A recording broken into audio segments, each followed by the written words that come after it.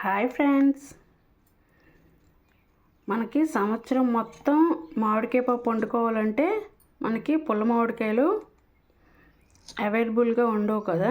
అందుకని మనకు దొరికినప్పుడే మనం ఈ పుల్ల మామిడికాయలను తీసుకొని ఇలా చెక్కు తీసేసుకోవాలి. చెక్కు తీసేసుకొని ఈ విధంగా మనం ముక్కలు తరిగేసుకున్నాం కదండి, దీని మీద లైట్గా ఉప్పు జల్లేసుకోవాలి.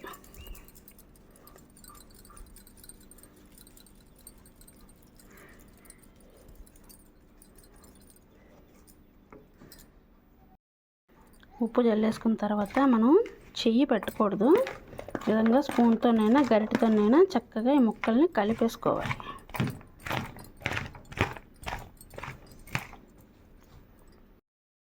ఈ విధంగా ఎండలో పెట్టేసుకోవాలి. ఇది ఓన్లీ ఈ ముక్కకున్న తడ ఆరితే చాలు, ఎక్కువసేపు ఉంచకూడదు. తడ ఆరిన వరకు ఉంచేసి ఆ తర్వాత చూస్తారు కదా ఫ్రెండ్స్, ముక్క ఈ విధంగా ఎండితే సరిపోతుంది. ఇలా మనం పాలిథిన్ కవర్లో కొద్దిగా తీసేసుకొని పెట్టేసుకోవాలి. ఈ విధంగా పాలిథిన్ కవర్లో వేసేసుకొని మనం డీప్ ఫ్రిడ్జ్లో పెట్టేసుకుంటే ఇది 1 ఇయర్ వరకు మనకి మామిడికాయ పప్పులు వండుకోవాలన్నా, మామిడికాయ పచ్చడి చేసుకోవాలన్నా, మామిడికాయ చట్నీ చేసుకోవాలన్నా ఒరిజినల్గా చాలా రుచిగా ఉంటుంది. సంవత్సరం పాటు నిల్వ ఉంటుంది. నా వీడియో కనుక మీకు నచ్చితే లైక్ చేయండి, షేర్ చేయండి, సబ్స్క్రైబ్ చేసుకోండి నా ఛానల్ని.